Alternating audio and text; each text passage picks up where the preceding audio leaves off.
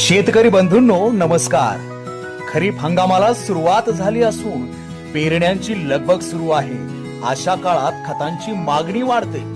मागील 3 वर्षात राज्यात खरीप हंगामात सरासरी सुमारे 42 लाख मेट्रिक टन रासायनिक खतांचा वापर झाला असून त्यामध्ये मुख्यतः युरिया, डीएपी, एमओपी, संयुक्त खते आणि एसएसपी यांचा समावेश होता।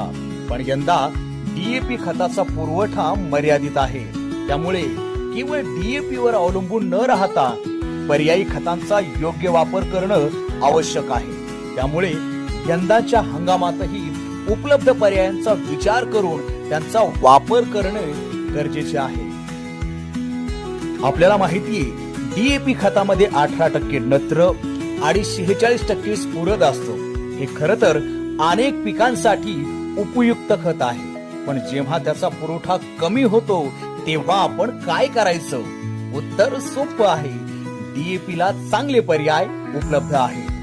सर्वात आधी एसएसपी सिंगल सुपर फॉस्फेट, यामध्ये स्फुरद 16%, सोबतच सल्फर आणि सूक्ष्म अन्नद्रव्य असतात। तेलबिया विशेषतः सोयाबीन साठी तर एसएसपी अत्यंत फायदेशीर आहे।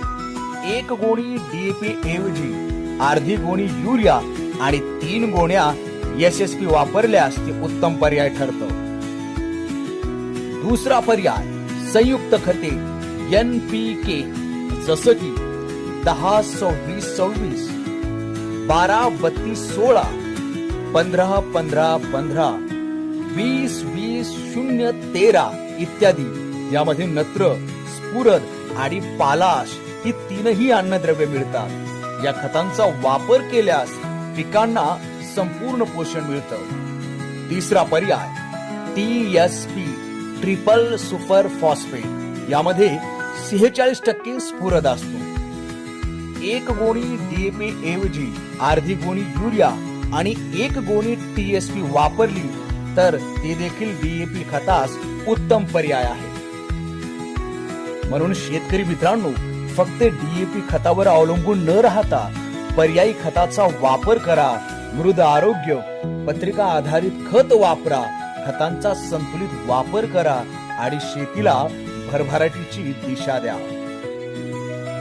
शेतकरी बंधूंनो ध्यानात घ्या, डीएपी खतास पर्यायी खताचा वापर केल्यास खतांचा संतुलित तर वापर होतोच, पण खर्चातही फार मोठी वाढ